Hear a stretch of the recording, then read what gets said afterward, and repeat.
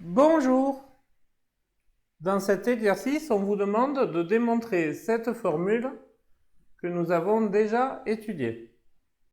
Pour commencer, nous allons construire le point H, projeté orthogonal du point C sur la droite AB. Donc je trace la droite perpendiculaire à la droite AB passant par le point C, ici, et je note H, le point d'intersection de cette droite avec la droite AB.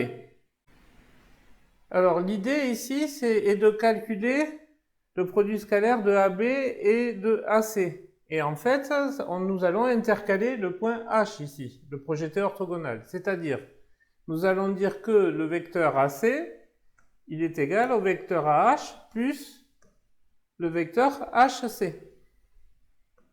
C'est la relation de Schall en intercalant le point H ici. C'est la définition de l'addition de deux vecteurs. Et dans ce produit scalaire ici, AB scalaire AC, je vais remplacer le vecteur AC par le vecteur AH plus HC. Ça me donne donc produit scalaire du vecteur AB et du vecteur, entre parenthèses, AH plus HC. Et maintenant, je vais développer ici.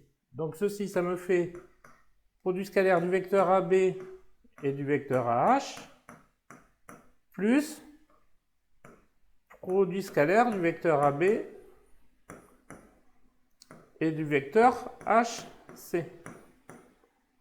Alors, pourquoi c'est intéressant de faire ceci? Bon, alors, d'abord, produit scalaire de AB et de vecteur AH, c'est mon résultat.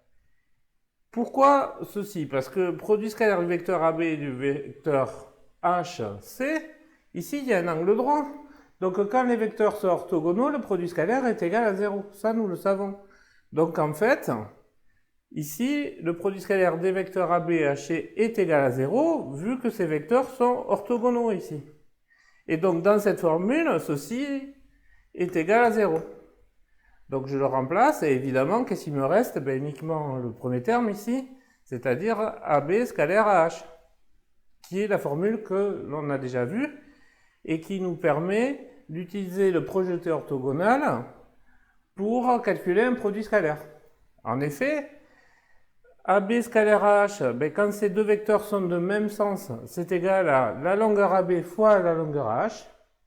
Et lorsque ces vecteurs sont de sens contraire, c'est égal à moins la longueur AB fois la longueur AH. Les deux formules que nous avons vues dans un cours précédent.